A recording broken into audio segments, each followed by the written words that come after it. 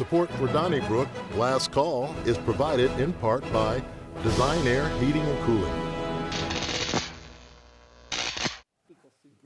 Thanks for joining us for Last Call. This is where we get to the topics we didn't have time for in the first 30 minutes. Alvin Reed, birthday's on Saturday. Anything special planned? No, not really. That little KU Missouri game, which I was gonna go to, but then I said, I'm not gonna fill the whole day up with travel and all that. Not that it's that far away, but I'm just gonna kind of hang out. That and winning the Powerball for $2 billion, right? Let me tell you what, I will miss next Thursday show if I hit the Powerball tonight. I'll just let you all know, okay? You'll be in the wind. Picnic down on Reed Creek. I'm thinking, if I hit the Powerball, I'm missing all the shows. All the shows. Well, that's it for Last Call. Alvin, I want to ask you about Chief Robert Tracy. Is he in trouble? The St. Louis Police Foundation announced last week that after 3 years of subsidizing his $175,000 salary with an extra $100,000, so he was paid $275,000, they announced that going forward, they won't do that. So a police chief is going to take a cut of $100,000? Well, I mean, I think when he signed on for it, he had to know that the day might come where they don't fund this anymore. I would have thought that the second that the state took over the police department, I would have known as the chief. I said, I could kiss that money goodbye, because the people that are investing in it, I think while they didn't think they were going to be running the police department, I did felt like, we're kind of buying some say in the police department, and that's no longer there. So they said, our money's no longer there. Yeah, I don't think the foundation did anything wrong. I mean, you say they said 3 years ago, we'll do this for 3 years. So they didn't promise to do any more than what they're doing. The people in the police department should have figured out, how are we going to replace this money? So I don't blame the foundation. I don't think it has to do with Tracy's performance. I think there's okay, we gave you $300,000. But what I thought was so interesting is it still sounds like when it comes to the rank and file, he does not have the kind of support that you would think that he would. But the rank and file wants to pick their own bosses. They got 5 for 5 out of the governor. Now they get the chief. Well, I've never trusted a CEO who talks about how great morale is in the rank and file.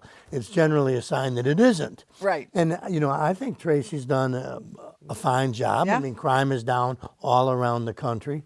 But I thought it was odd in the beginning that we gave him an extra $100,000. John Hayden was a good police chief. Exactly. And it wasn't like Chief Taylor had somewhere to go. I mean, we were bidding against ourselves, if you remember. Wilmington, so we don't want him back. And which I didn't blame that on Tracy. I mean, that was politics. When you have politicians running a police department, a police chief can run into trouble when it's not his fault. Well, let me ask you this. They gave the extra $100,000 so they could have a national search and get a guy from out of town.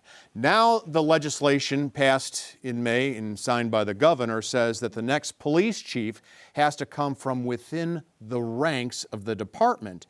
Maybe the police foundation says, well, if we're not going to go in that direction where we're getting the best guy in the United States, we're just going to go within the department. We're not save ourselves. Good point. I agree. I mean, that's what I'm saying. They thought they would have more say. They basically don't. And the police department wants to hire all of their bosses. And if Chief Tracy can get an extra $100,000, and good for him. I mean, who knows what his... Do you think the mayor's going to come up with $100,000 for him out of Rams money? Or? Oh, God, Rams. Well, I mean, they should have been thinking about it. Yeah. The other reason the foundation might be stopping it is because they said they were going to stop After 3 years. The most obvious explanation is usually the correct one. They said, we'll give you the head start for 3 years. Now you all figure out what you're going to do after that. But if crime is down and he's the boss, why would you not continue the stipend to keep things going well? Crime is down everywhere nationally too. I mean, I'm not trying to badmouth Tracy, but I just don't think you need the chief to make an extra $100,000. We could sit and spend this whole show talking about crime numbers up and down, and you can talk about it any way you want. You can. Bill, speaking of crime, you dropped by a drug market today. You did. It was reported by St. Louis Magazine that at 13th and Pine, between the Central Library, the Soldiers Memorial, and actually KMX Radio, and that park right there, there was an open drug market. And Objection, Your Honor, circumstantial. I mean, my client did not do anything wrong when he I got the lost drug- downtown and ended up there, Wendy. Exactly. So what did you see today? Exactly. Well, then not much. I wondered if it was as busy as it sounded, and at least in the afternoon when I showed up, there wasn't much going on. And I thought, well, this is probably because of the publicity. You know, all the police can do, no matter how much the chief makes, is chase it from one block to another. And I'm sure that's what's going on. There'll be an open air drug market, 2 blocks away, and then somebody will write about it and it'll move another couple blocks. Well, they might not be going to college in Illinois, on in-state tuition, but most crooks and criminals can read. And when there's a story saying like there's an open-air dope market right here, they know like, I don't think I'll be selling dope in the open-air dope market today. They just move. Over the years of covering police, those things have moved around, just like the sexual trafficking, the prostitution used to move. They would be on one street, and then there would be a crackdown on it, and it would show up 6 blocks away. Right. And everything. And that's what this is, and you catch a snapshot of an area, and what happens usually is somebody who lives in that area complains about it, and it becomes an issue. Yeah. If it moves a half a mile away, that person quits complaining, and somebody else complains. But it was a great storyline in a program that we all have enjoyed Wire. very much, The Wire. And I honestly don't have a problem with it. Because as long as it's fixed, not near you. As long as it's fixed and not anywhere near a residential area. And I know that it makes most law enforcement. Across from 2 tourist attractions? You Well, don't no. They were saying I'm what they saying- did was there was a part of It was like the just a city that it was zone. just kind of like this.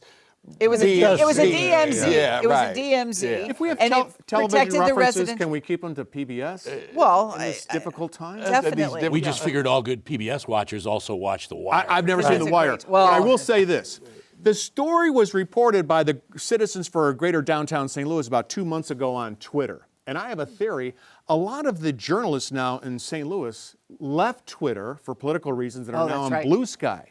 So they probably haven't been following the reports by Les Sturman's people that this thing was on Tucker for 2 or 3 months. That's not it. What? Because people who are into all that social media are into all that social media. They know where to get news and all that. And I I think don't if think the so. reporters are looking to get news on social media, they're probably looking on Right. Twitter. And if Les Oh, yeah, Sturman you and them follow if them. I they- don't think so. I know 2 Yeah, reporters not at Blue your Sky. paper who, and I think Sarah has left. Sarah Twitter. has Yeah, she left definitely Twitter. left. Okay, so they Twitter. left Twitter. Well, so I mean, what? So they're not aware of what's going on. Wait, If Citizens for Charlie, Government, come on, Charlie, for seriously. downtown St. Louis, Journalists are not on aren't Blue aware Sky. of what's going on because they're not on Twitter. I think in this case. Okay. I think All right, that that's- what's going on now is being showing is getting more publicity because they're talking about it on social media. But when I was covering the police back in the late 80s and early 90s, there were drug areas, and then it would move, and then it would move over here, and it would move over here. And so you covered it when something would happen. You know, if you'd go by 10 guys standing out on a corner, just kind of hanging out.